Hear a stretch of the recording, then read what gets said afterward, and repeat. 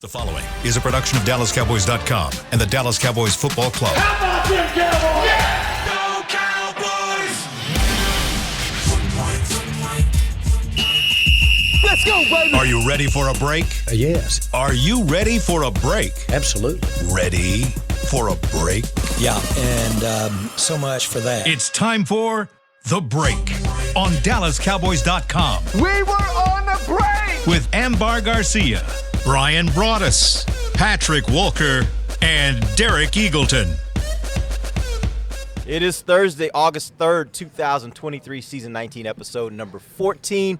Welcome to the latest edition of The Break. We're live from Oxnard, California. We're rolling through this thing. We're almost at the end of week 2 of training camp practices out here. Cowboys have pads on, and so it's gotten real out here. And we're going to tell you a little bit of what we are seeing and hearing throughout these practices, throughout our show today. We've got 45 minutes, but before we get to that, we got a little toy here. Our trusty producer, Chris Beam, has introduced a new feature for our podcast, and obviously we're going to roll it out on the best podcast first, and we'll see how it goes. Sid. So this morning, what we have, here's the number. I'm going to give you guys a number. It is 817-290-3298. Again, get your pens, get your pencils, write it down, 817-290-3298. This is our new text line. You can text our show. Actually, you can text any show while the shows are on live. You can give feedback. You can tell us we're all idiots. We probably won't agree with you, but that's fine. You can do that. You can send us questions. It's just your way as listeners to be able to interact with our show, and we love having you interact with our show, so bring it. Let's go. Let's have some fun. And throughout the show today, you can feel free to text in and give us your thoughts, and also give us your questions. Again, 817-290-3298. How's everybody doing this morning? I'm fantastic. How about Good. you guys? Good. Yeah, it's outstanding. I'd like to know if you would text in and please let us know what color is Ambar's shirt today. Because I will We be already starting know this, what color it There's is, a but discussion Oh my going on right but now. we don't want to What lead the jury. Yeah, we don't want to influence So- anybody right here. And I'm going to but- start this Twitter argument after the show. So yeah, Yeah. it's be very aware. clear what it is, but whatever. Yeah. Yeah. Also, when you text us, make sure you leave enough room to have your name. Yeah, we'll where make you you're from. famous. So because we want to be able to give you a shout out. Yeah. We love to give you guys a shout out when you interact with the show. So make sure you do that again. Number 817-290-3298. All right. Here's where I want to start today. 2 people on our panel had the privilege yesterday of being able to interview one Dakota Prescott, and so I wanted to start there. I want to talk a little bit about Dak, and the first thing I want to do is just for fans out there who've never obviously had the opportunity to meet Dak, spend time with Dak. I want you guys to just talk about your impressions of Dak just as a person. When you get an opportunity to sit down with him, get a chance to talk to him. What are your thoughts on Dak just as the man, Dak Prescott? Ladies first. I mean, he's as great as you can get for a spokesperson. I mean, he's just absolutely perfect. Everything you would want your starting quarterback to be when it comes to cameras and lights. He's just great. He always has a great answer. He can tell you whatever you want. He won't avoid the question. He'll be smart about it and answer it his own way. So he's just great. Tell us your impression, Patrick, I mean, before we it's- get into what we got out of it. It's like you said. He is the definitive face of any franchise, let alone the Dallas Cowboys, and he is one of the better ambassadors of the game of football and how he carries himself, not only in his performances on the field, which we'll get into, obviously, but off of the field, he's the consummate professional. He didn't win the Walter Payton Man of the Year award by accident. This is a fantastic human being with a big heart, well-spoken, very intellectual, and we had some fun with our interviews yesterday because Dak knows the game, so he knows how to have some prepackaged answers, but we were able to kind of break through that and get to the inside of the inside for Dak. So something that fans can look forward to. Always the key. Go ahead, Brian. Of course. Tell you what, I love Nate Newton for that. The thing with we have Dak on 105.3 fan today, so looking forward to my reflections of the times I've gotten to visit with him is how polished he is. But one of the Dak's got a really good sense of humor. And we asked him a question last year, like, okay, quarterbacks always have answers about Team X. And so we made up a fictional football team. I remember that. And we asked him, tell us about Team X. And Dak looked at this guy. Team X is well coached. They're prepared. Their players are outstanding. If you don't deal with Team X this way, they're going to cause you problems. So it just showed you the side of, because the question was, as quarterbacks, you do have prepared thoughts and answers and stuff. And he goes, oh, absolutely. So we brought Team X into play, and he described Team X like he was preparing for the Philadelphia Eagles. And it just shows you he's got a really good sense of humor. He handles things very well when you ask him questions. And you could go a large range of topics, the charity work he does, the football side of things. There's just a wide scope of things. He loves sports. He's always involved with other local teams. You could talk to him about that. And he responds very, very well. It's a pleasure to get to talk to him. It really is. What would you guys say? I know I talk a lot about Dak's leadership, and I think everybody talks about his leadership being one of the truly great attributes that he has. Outside of that, if you look at him just as a player, as a quarterback, what skill do you think stands out most to you as this is what Dak does extremely well? This is his superpower. I think he handles adversity better than anybody I've seen. When you look at the things that happens, he never gets too high or too low. And when things happen during games, you can see in his ability to bounce back, and fight through things. I think that's just the way he's been brought up. There's been adversity throughout his life, and there's been a lot of joy in his life too. But he doesn't seem to just get bogged down when things aren't good. He finds a way to turn a bad situation into a good situation, and I think that's the fortitude, the ability just to take things and put it behind him and keep going forward. I think is one of the superpower traits that I think I really appreciate about him. I do think, and that's the same for me, his resiliency, which is why for me that was just such an appropriate creed for the Cowboys last season, because Dak Prescott, time and time again, on and off the field, he's shown resiliency. Like Brian is saying, you look at the loss of his mom to cancer and the loss of his brother to suicide, and he is now embracing mental health and mental health awareness and understanding ways to become stronger from the things that happen to him, and then it transfers itself to the locker room and on the field. One of the best answers he said yesterday when he was asked what word does he hate the most, he said can't, and that really resonated with me. And that's the kind of guy that you want leading your locker room.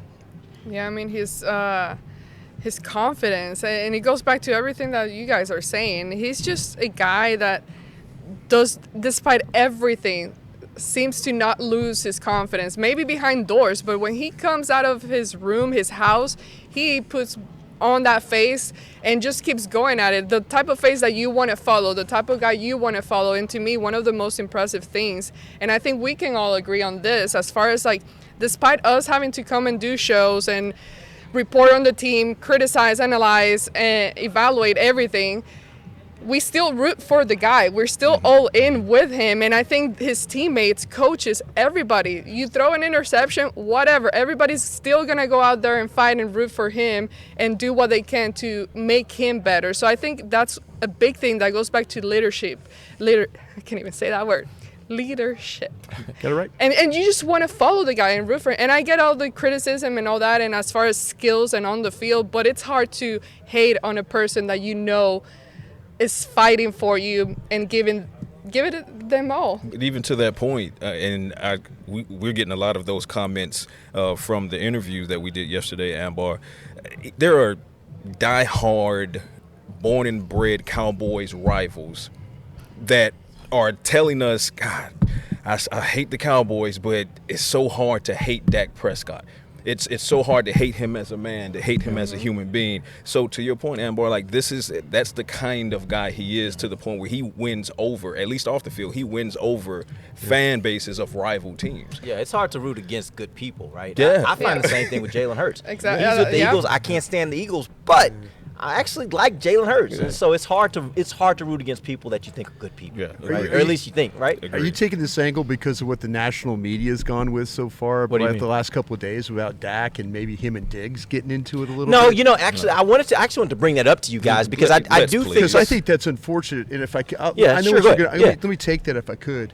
Let me give these national media members a little bit of advice. Get 'em. If you want to be really, really good at your job, don't worry about the other NFL teams. Follow these guys. Follow DallasCowboys.com. Watch your All 22 tape. Know everything in your power about this football team, and you'll find ways. Because every time we turn on the TV, it's a Dallas Cowboys related segment. Learn about this football team. Learn about what you're talking about. You know, there's people in camp. What we're talking about right now about Dak Prescott and Diggs, it's a competitive situation out Absolutely. there. This guy is a leader. There is no division among, no hatred None. among. It's all going at each other. It's being competitive, and that's the situation. As a national media member, learn about this team. You do far better work on your job. Nobody really cares about the Seahawks or the Buccaneers because all you guys do is talk about the Dallas Cowboys. Find a way to learn about the team. Read these guys work right here. And also, listen, don't figure it out. Don't hot take for engagement because what I find the thing that's problematic for me is those that know better aren't doing better when it comes to commenting on things like this. They don't understand. So, for example, if you've ever done anything competitively, we could say if you've ever played competitive sports, but it's even bigger than that because if you play me in spades, you could be my brother, and the things that I say, I can't say in church when we're playing cards, let alone the things I've said to teammates on the baseball diamond, on the football field, and on the basketball court when you're, one-on-one. It's all about the culture that's established, and the culture that's established here by McCarthy and Dak and kind of perpetuated. It's fantastic. It's solidarity. They're going to go at each other. It's happening in training camps all across the NFL That's right the now. point, yeah. All across the NFL. And if it's not, you better be questioning Then the you better be toughness questioning and competitiveness of your team. Perfectly said, Derek. Yeah. You can't have it both ways because if you didn't have the chippiness, then the narrative would be where they're not They're ready to soft compete. team. Yeah. They're Yeah. soft. They're not Yeah. ready to contend. Yeah. But then they get the chippiness, and all of a sudden it's divisive. They don't respect each other. They absolutely respect each other. So, to Brian's point, learn how the game is played. Learn how players prepare for the game. And at the end of the day, understand when you put a bunch of alpha males in a small space, put on some pads and say go hit each other, you're going to get those types of things. But after practice, Trayvon and whomever, Dak and Jaron Curse, it's all brothers. And we know that being here because we see them walking around. Every single day. So know what you're talking about or don't talk at all. It's just the same when you, with family members, friends, you're at home playing board games, any type of game, you're going to be cussing each other out. Yeah. It happens. Family. You get mad. You're like, you want to just slap somebody, you cheated, or no, you yeah. were wrong on this play. No, don't play Uno with me. I will beat you up. But like, I got I'm the same way. Sometimes in Battleship, I leave the submarine I'm off going to the take board. that challenge. Sometimes the submarine doesn't. You're one make of those, Brian. Well, the You're one of submarine can those. win the game for you. You have to only don't put it out there. You're moving Sometimes- away. Oh, sometimes miss. it's in dry dock. Sometimes. Listen, now I know I want to hit you with the draw 4 so I can get the real Ambar. Let's Oh go. my gosh. Yeah, No, but let's it's go. the same thing. And then after the game is over, whatever, y'all go back to being friends, and it's all good. And so this is as old as time. I remember growing up with my grandfather. He had 12 brothers and sisters. So when we get together for family get together, there's a lot of people. He and his brother sit down to play dominoes. A lot of And slapping when I that tell table, huh? you, when I tell you some Yeah. of the words I've learned Yes. in my life that I probably shouldn't be saying, were learned listening to them talking to each other Yes. about that domino game. And it didn't mean they didn't love each other. It didn't mean they weren't brothers. It meant they were competing. And sometimes competitiveness has a way of bringing that out of you. Right. And that's just a part of it. So I think that whole conversation is somewhat silly. And anybody that says that has either never competed or doesn't remember what it's like to compete. But And so they're just kind of throwing stuff out there to just make some news, as you say, to create some But there have clickbait. been some players that have competed. I mean, Shady McCoy. I'm talking to you right now. Once again, we talk about maybe that's clickbait. Yeah, you know? you've competed at a very high level. You were an That's a outstanding player. production room conversation. I'm Here's saying. what you say to drive engagement. Even if he's like, well, I don't really agree, it doesn't matter. Here's what we need you to say, and then he goes out with that. But then again, it's very frustrating for people who are with the team every day, like Derek says, that why are we answering these questions? And here I just took 7 minutes to talk about something, but it's just if you really want to be good at your job in NFL Network or whatever, learn about this football team. Follow people, learn about this team, because that seems like the only thing you guys talk about now every day.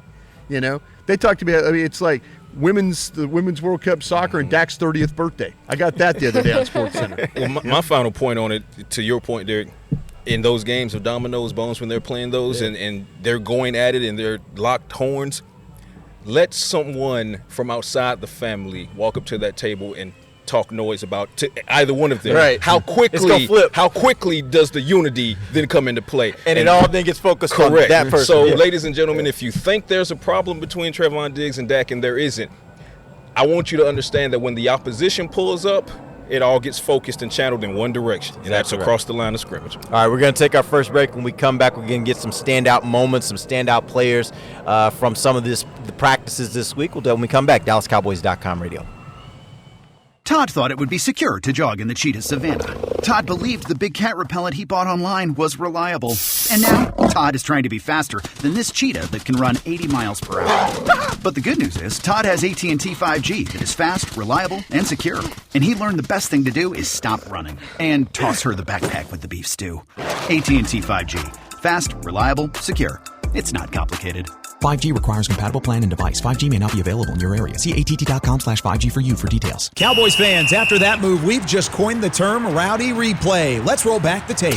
Okay, there's our mascot Rowdy cheering on the boys. And now he's on his phone, on his Bank of America mobile banking app? Staying on top of his finances with his virtual financial assistant, Erica. Bank of America's digital tools are so impressive. Cowboys fans just can't stop banking. Learn more at bankofamerica.com/can't-stop-banking. Erica is only available in the English language. You must download the latest version of the mobile banking app, only available on select mobile devices. Message and data rates may apply. Member FDIC. They say champions are remembered, but legends are never forgotten. United Ag and Turf offers a winning lineup of John Deere equipment built to tackle any challenge on and off the field. Legendary John Deere tractors, combines, residential mowers, commercial mowers, compact construction equipment, Gator utility vehicles, and a full line of golf and sports turf equipment. United Ag and Turf, the official Ag and Turf equipment supplier of the Dallas Cowboys. Visit UnitedAgAndTurf.com to find a location near you.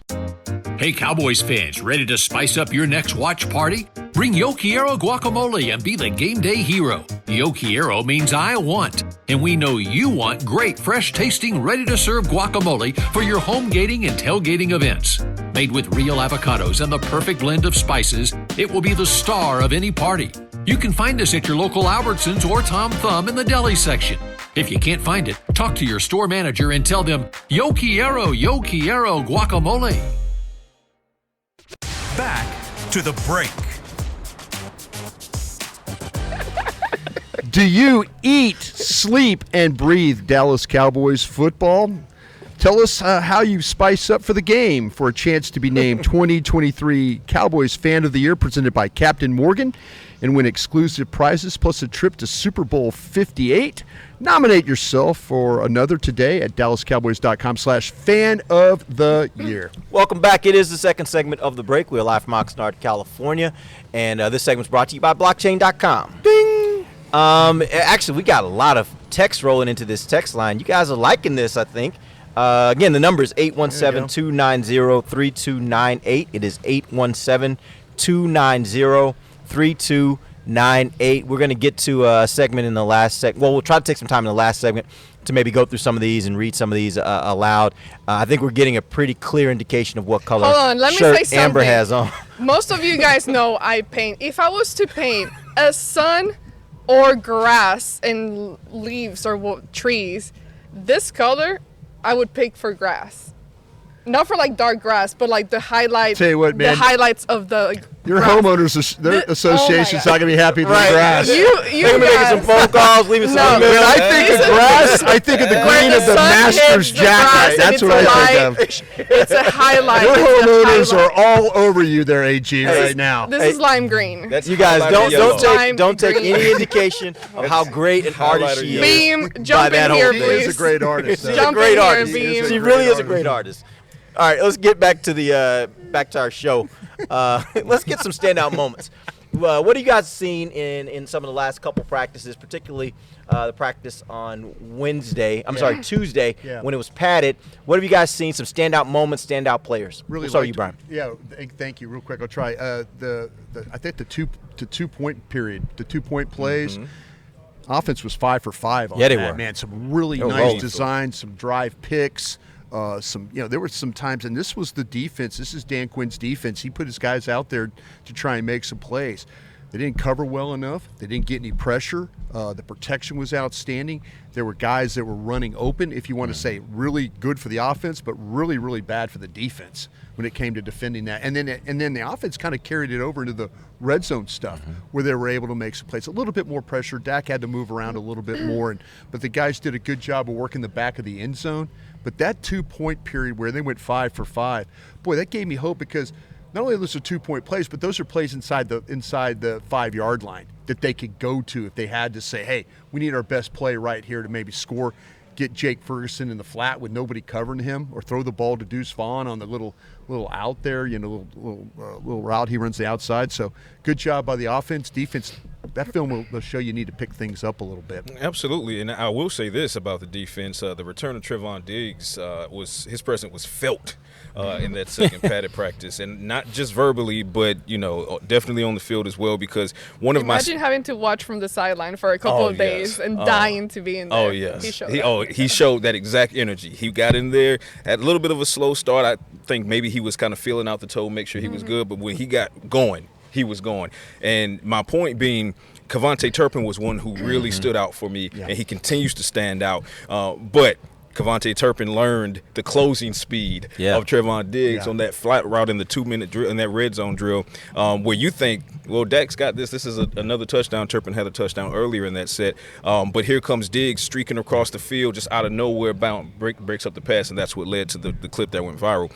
But Diggs, he's back. Don't worry about his toe. He looks fantastic. But Kevontae Turpin continues to make it difficult in that competition and trying to figure out, well, if Kevontae's learning the playbook like this and he is earning offensive reps, what's the challenge of now getting a guy like Deuce Vaughn involved as well? But to Brian's point, Dak Prescott looked surgical in that drill, 5 for 5. And CeeDee Lamb, I feel like it's a combination of him taking the next step and having the confidence being built from last season.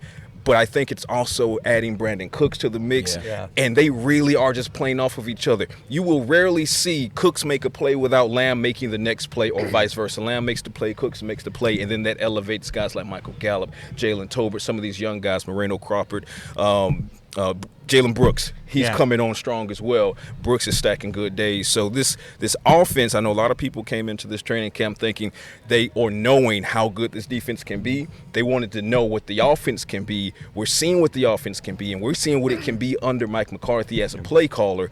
It's difficult. It's like if Micah Parsons isn't in that backfield, the offense, if they have any amount of time to make a play, they're making plays. Yeah, and I will throw this out real quick, though.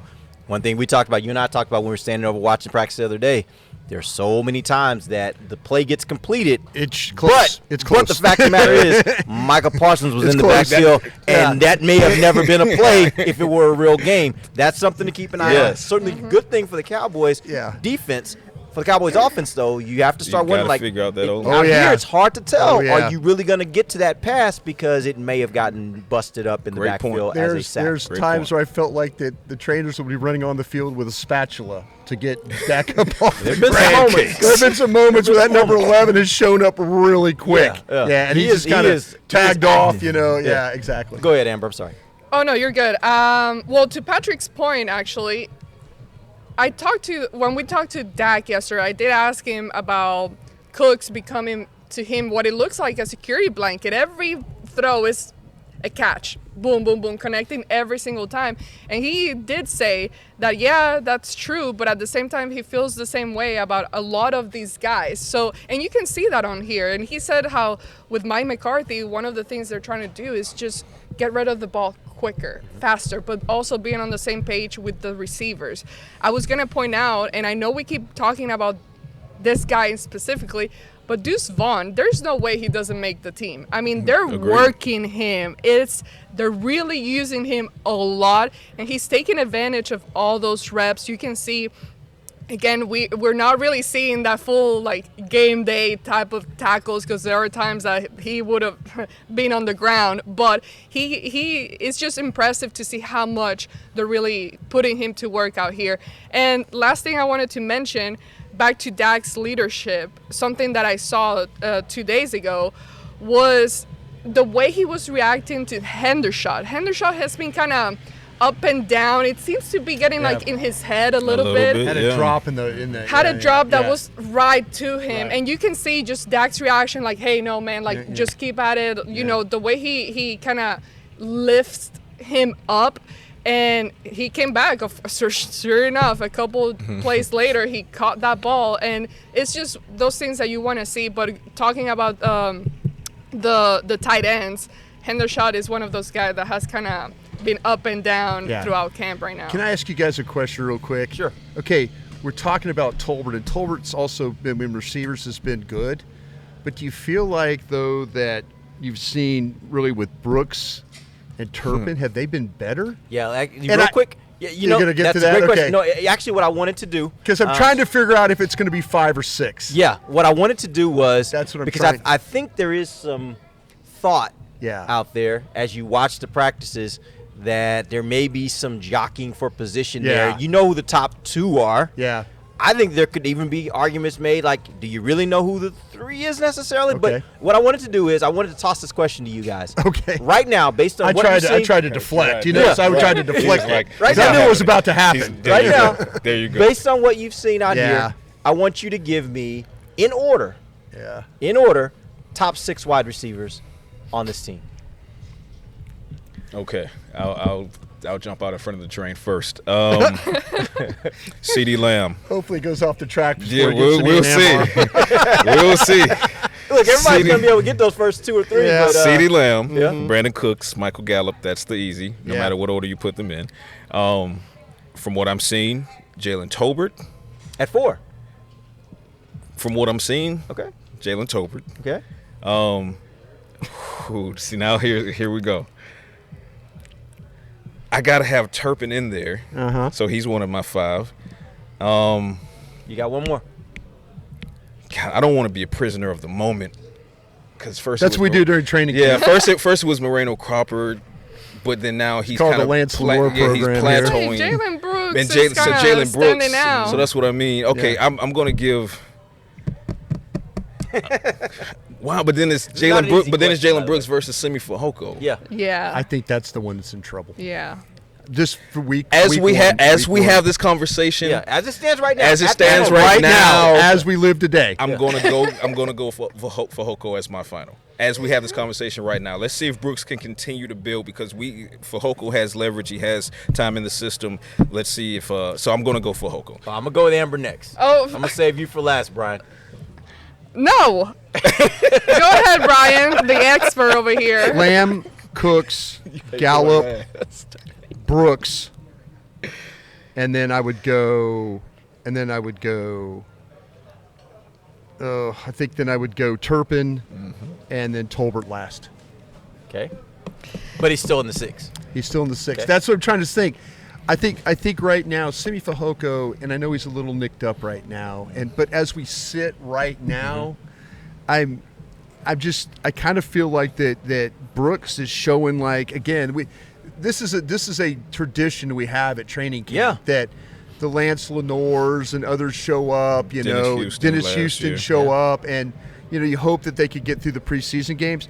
But it's amazing to me what Brooks and Turpin have been able to do, and I think it's a battle right now with Tolbert and where he's really, really at. Okay. See, to me, based on performance-wise alone of what has happened in the past We have week. to justify everything we're Yes, saying right not now. based on experience and time with the team and where they were drafted, how they were acquired, or anything like that. Based on performance, to me, it would be Turpin, then Brooks, and then Tolbert. Yeah. In that order. Turpin, I know he missed a couple of days because of the birth of, was it a boy or a girl? His girl. He had a girl? He had another girl.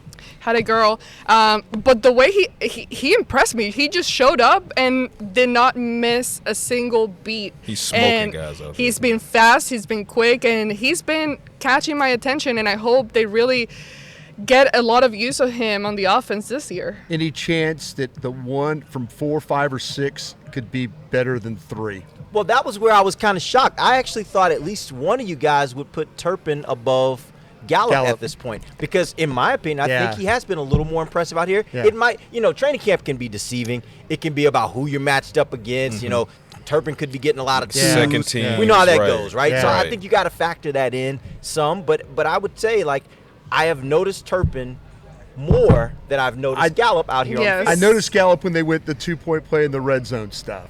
That's kind of where Yeah. I was noticing him. Like I'm thinking. and it doesn't mean that Gallup is No, absolutely, no. It just means I've noticed Turpin a little bit more. But I couldn't put Turpin ahead of Michael Gallup right now, because I will honestly say several of the plays I've seen Turpin make, and the routes wherein he's beating the nickel guy and maybe not being targeted, but he has the guy toasted. Yeah. It's with the twos. It's Kelvin Joseph, for example.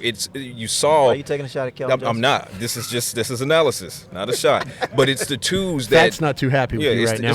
Hey. No shots, please. No shots. Objectivity, right? But when you see him go against a guy like Trayvon Diggs, you saw Diggs close and make that PBU. So when it's against the first team, not saying Turpin can't perform against the first team, I believe he can. That's why I have him in my 6.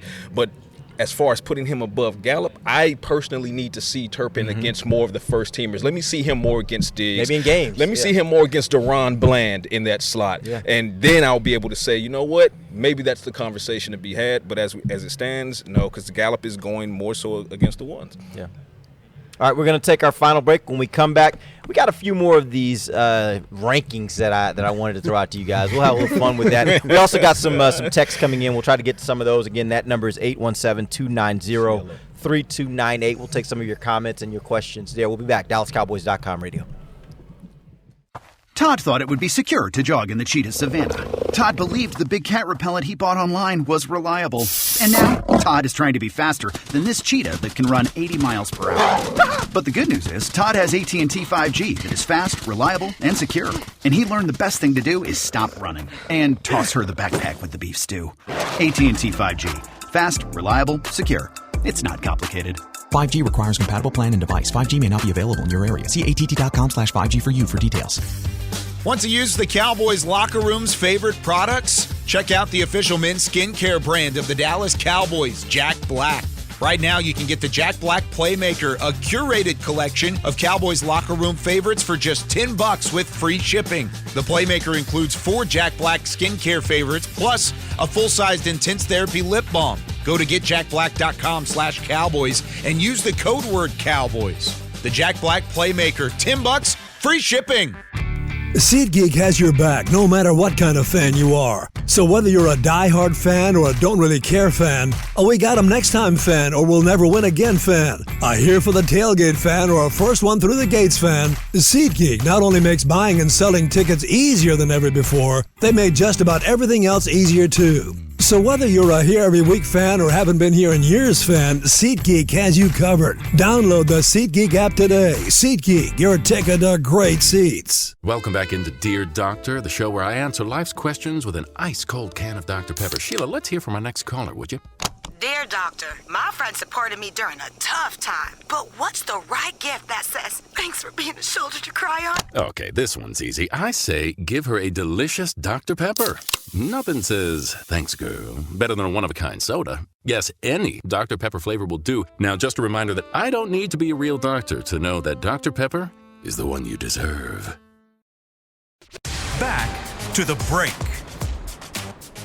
Dallas Cowboys Training Camp 2023 is here, brought to you by American Airlines. Watch the team practice on selected dates through August 15th in sunny Oxnard, California. Admission is free. For more information, visit dallascowboys.com/training camp.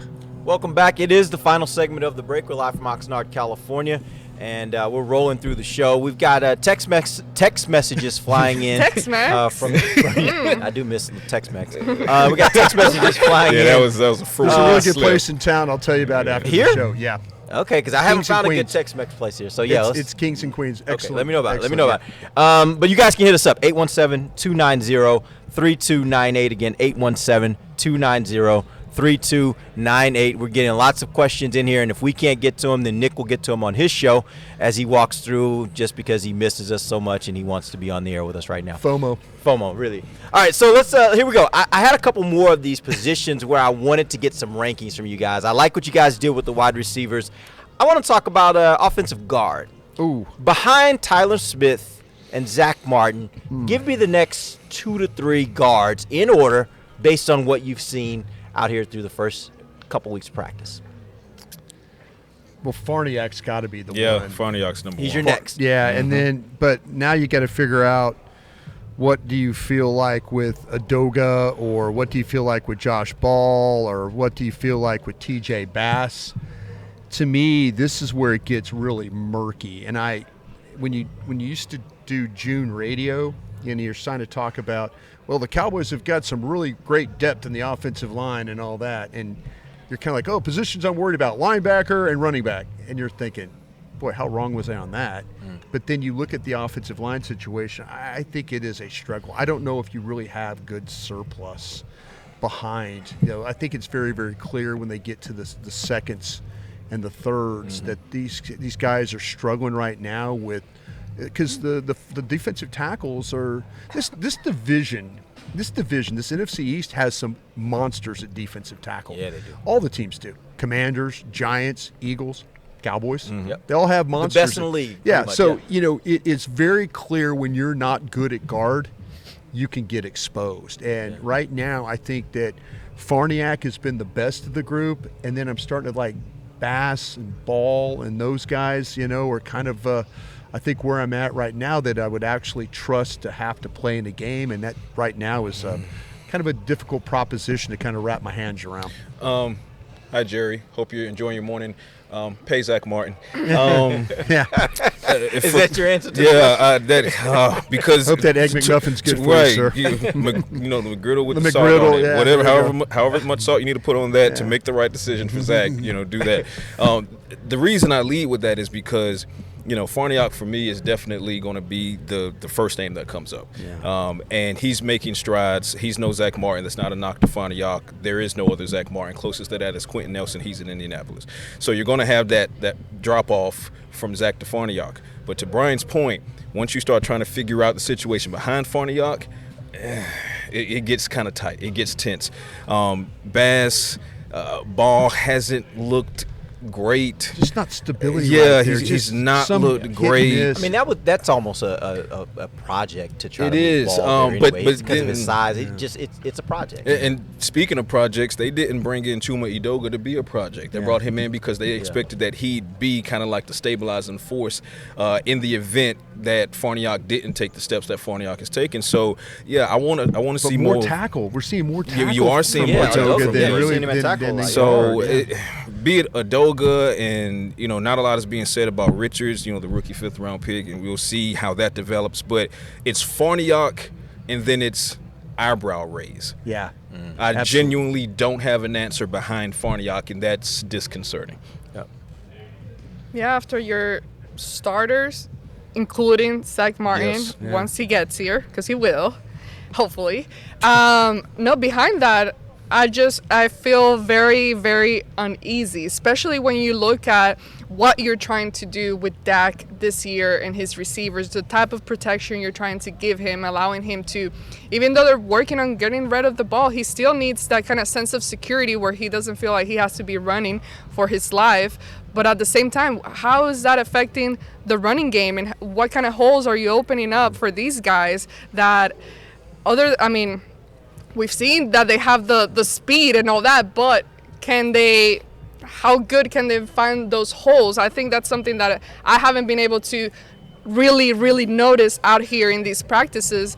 That will be, depending on how the O-line is performing, it's going to really, really affect what the running backs are doing. So right now I'm a little uneasy with everything behind the starters, and history shows so far that sadly and unfortunately, there's always some type of injury that happens, and some guy has to go down. And we've talked about all the shuffling that they've had to do, especially like last year. So I have hope that they can figure it out and put it all together, but it is kind of concerning right now. Yeah, I think that the most interesting part about all that you guys just said is, even when Zach Martin comes in, because he'll get here, he'll be here.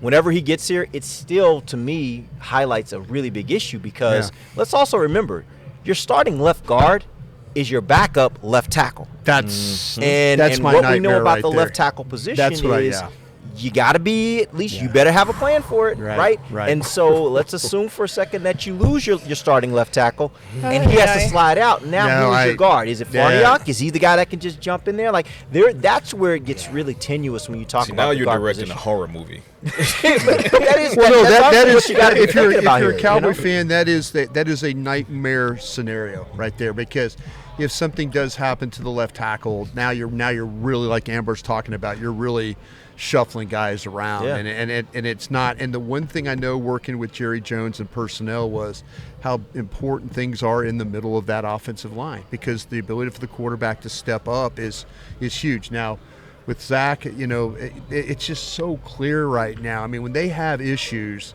it's generally on the right side, and it's generally in the middle, and that they're trying to kind of work through all that, and it's not as clean as it needs to be. It's not.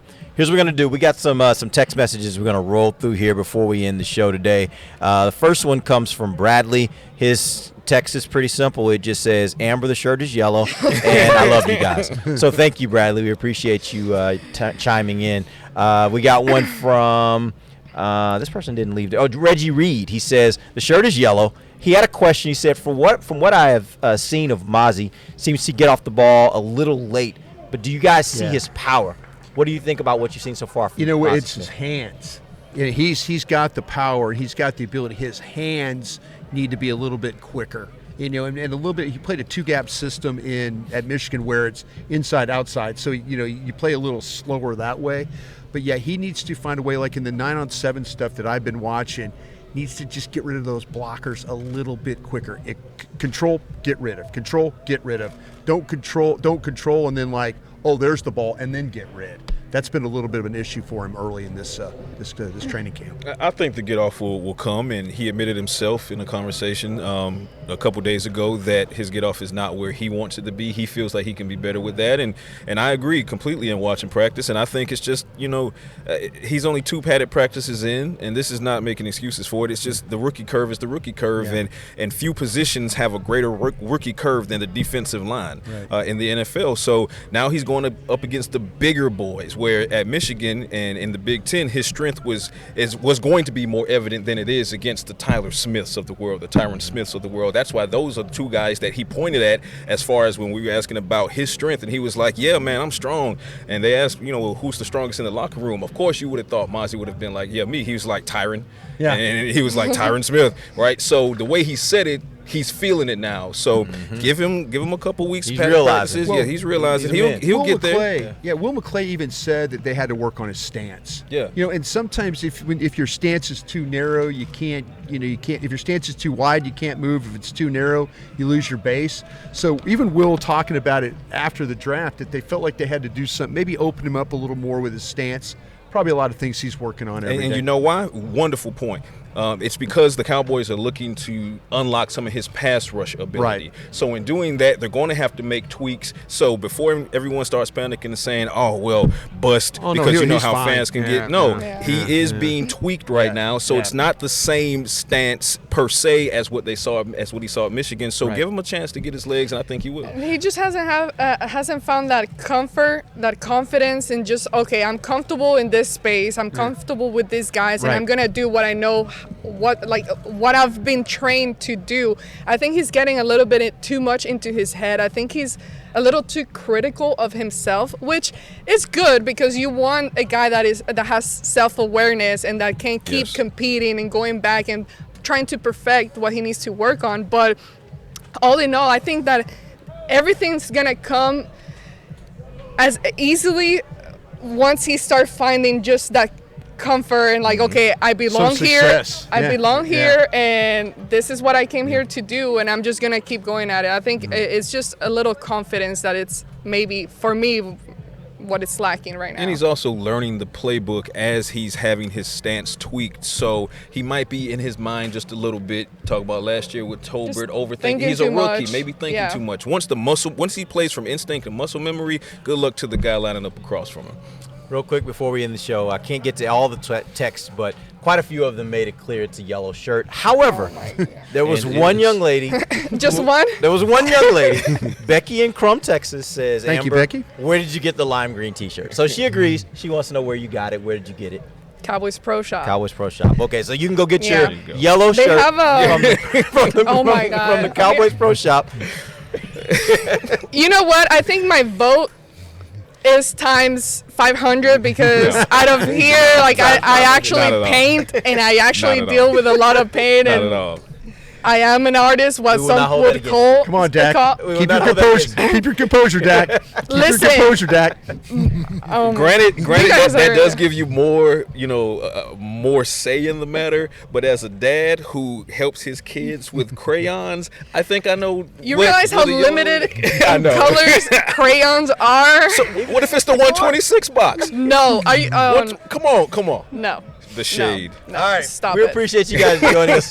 Maybe it's We'll the be back. lighting right now. But you guys need. Sometimes the light plays an effect, but this is definitely The lighting being the sun, right? No. All right, we appreciate you guys joining us. We'll be back on Monday, and we'll have a lot more for you guys. We got a padded are practice annoying. this afternoon. Got another one on Saturday as well, so we'll have lots of updates for you guys on Monday. Till then, for Brian Broaddus, Patrick Walker, Amber Garcia, I'm Derek Eagleton. This has been The Break, live on DallasCowboys.com radio. This has been a production of DallasCowboys.com and the Dallas Cowboys Football Club. How about this, Cowboys?